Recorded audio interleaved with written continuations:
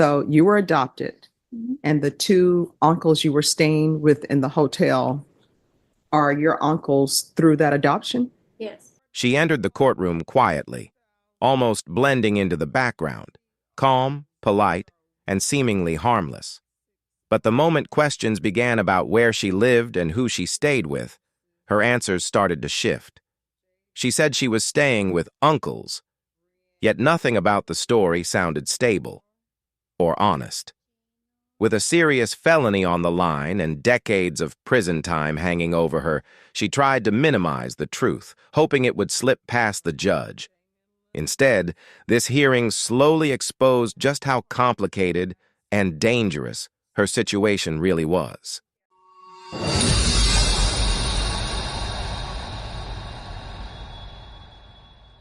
Court is calling 2024 CR 011865, State of Texas versus Jalen Rianne Cruz Sotomayor.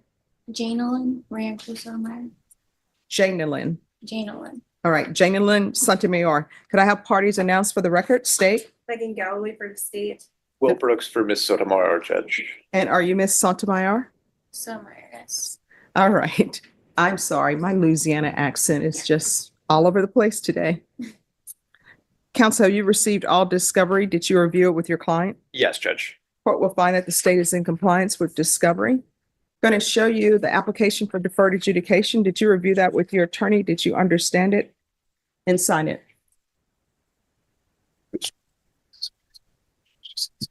Oh.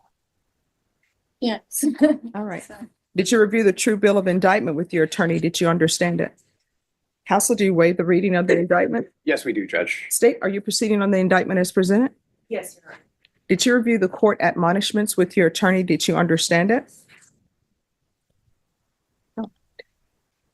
Did you sign it in all the appropriate places? Yes. Did you understand you're charged with possession of a controlled substance, penalty group 1, 4 to 200 grams? That's a second-degree felony. Range of punishment is anywhere from 2 to 20 years in prison and up to a $10,000 fine. Did you understand? If you have a plea with the state, the court does not have to follow your plea.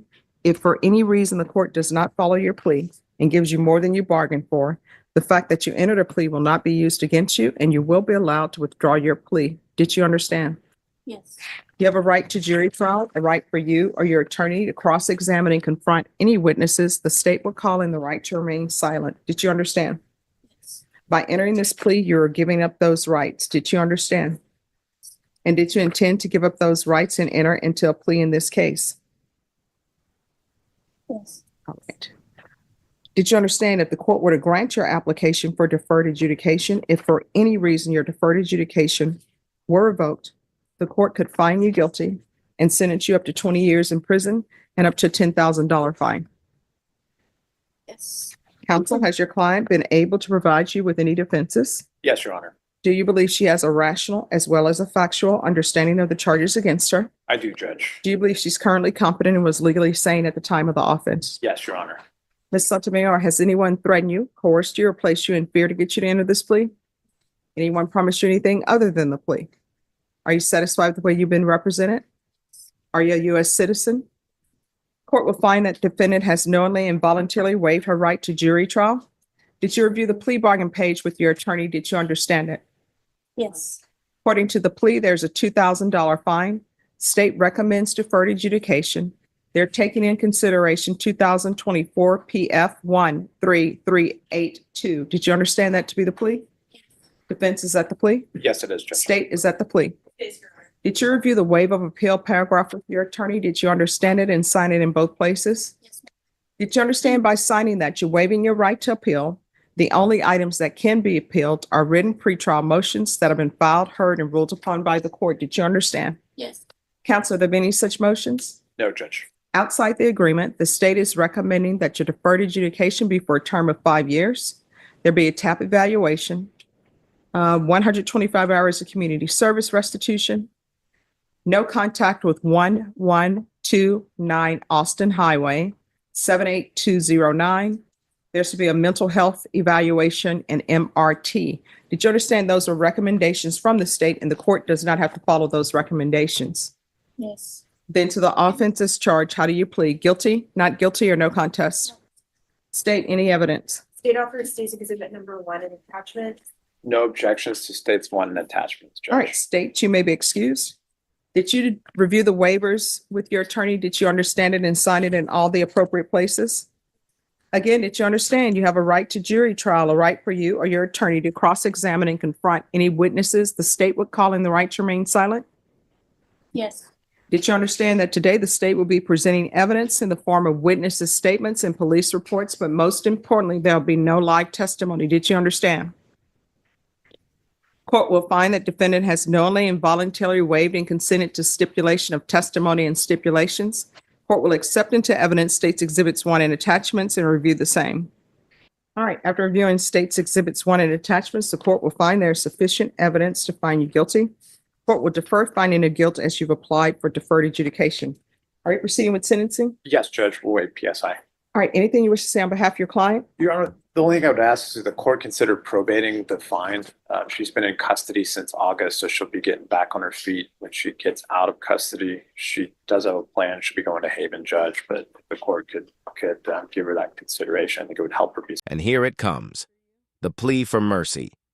Her attorney asks the court to lighten the financial penalty because she's trying to get back on her feet. But Judge Boyd isn't interested in sympathy without answers. Before reducing anything, she wants to know how this woman plans to live, work, and stay out of trouble. If the plan isn't solid, leniency could become a setup for failure, and the judge refuses to do that. All right, how old are you?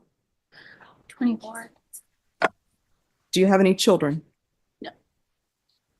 Do you have any family support? No. Where is your family?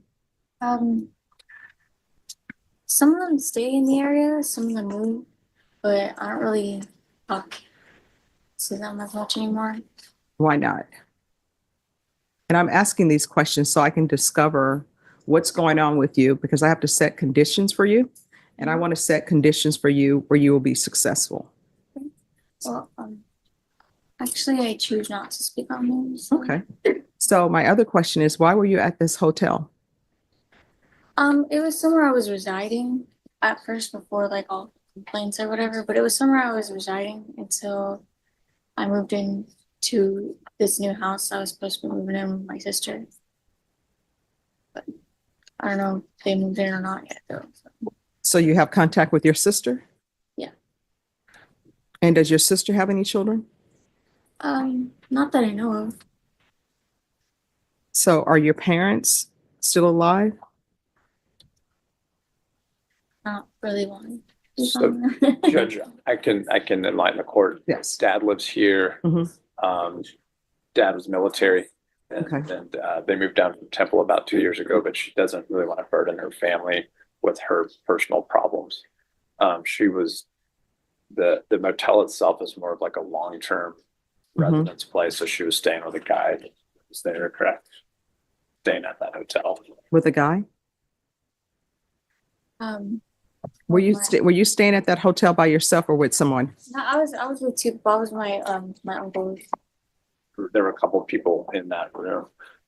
The staff, from what I gathered, Judge, from the evidence, the staff was familiar with her and the family and these people that were living there. They were the ones that called the cops, Judge. All right, so you were staying with two uncles? And that's the moment everything shifts. A young woman, supposedly staying in a hotel with two uncles, suddenly hesitates when pressed about who they really are. Judge Boyd immediately senses that something isn't right. In this courtroom, vague stories rarely mean safety. They usually mean someone is hiding something. Her discomfort raises more questions than it answers, and the judge isn't about to overlook it. Are those your biological uncles? I was Or adopted, just, okay. so no, just like So are they your adopted uncles or no? I'd say Well, I mean, either they are or they're not. they are. Okay, so you were adopted Mhm. and the two uncles you were staying with in the hotel are your uncles through that adoption? Yes. I don't know the answer to that one, Judge.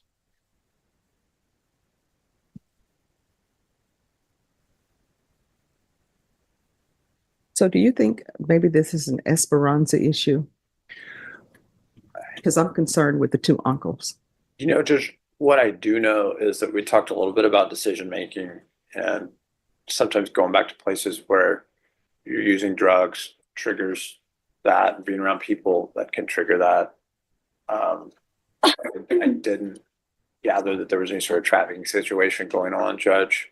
I do know that she's to have no contact with this area as a condition of the probation if the judge should choose to follow our bargain. When's the last time you were employed?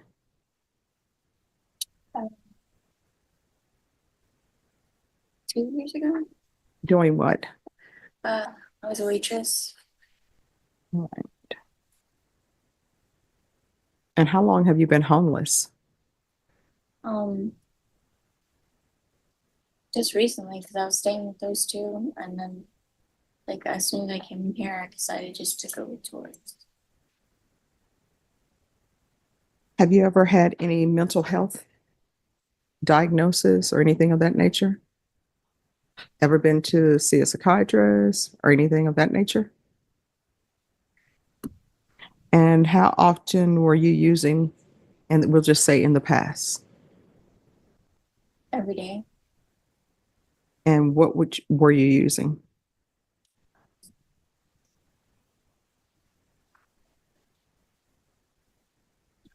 Okay.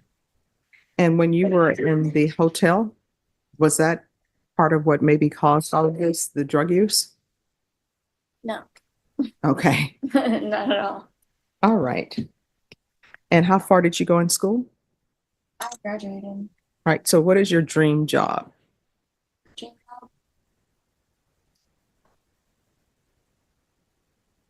I don't really have one.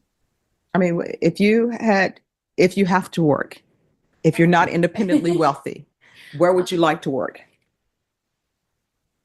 In all honesty, anywhere. All right. So here's the thing. While you're on probation, I want you to think about what your dream job is. Because unless we're independently wealthy, we're going to have to work unless we find somebody who chooses to support us not working. And people always say, if you can earn money at your job and enjoy it, that's a great life to have. So I'm going to want you to discover what's a job you would enjoy that you can earn a living at. You understand? All right. Court will sentence you to a $2,000 fine. That will be probated. 40 years deferred adjudication. Proof of employment within 90 days. There's to be no employment as a home health care provider or with minors. No unsupervised contact with minors. There's to be no contact with 1129 Austin Highway, San Antonio, Texas, 78209. And let me see what the name of that location is.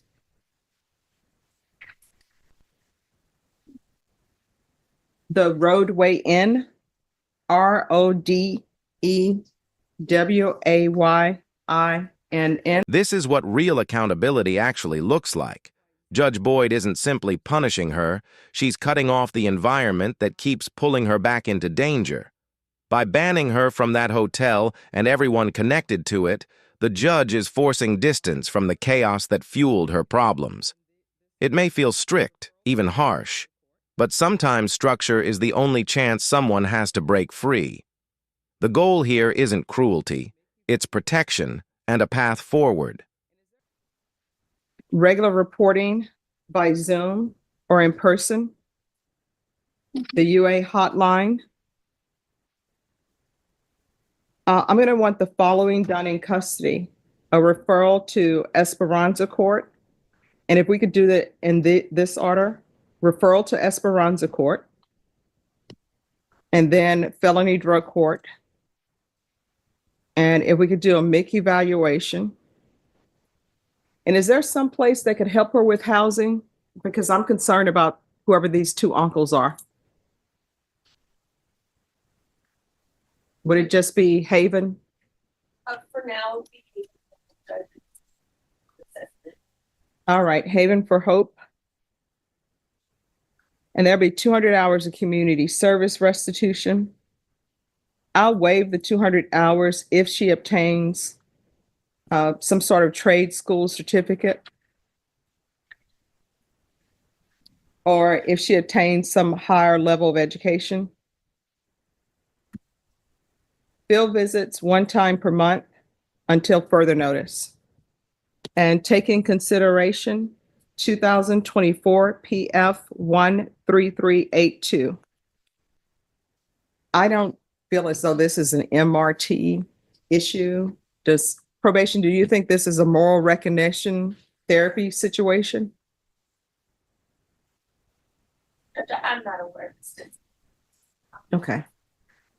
Yeah, I don't think that's the case. I think it's a homeless issue, drug issue, she's adopted issue, and then living with some two uncles at a hotel. I think those are the issues. All right, is there anything else she needs? All right, is there anything else you need from the court to be successful? No. All right, did you review the document entitled Trial Court Certification of Defendant's Rights to Appeal with your attorney? Did you understand it and sign it?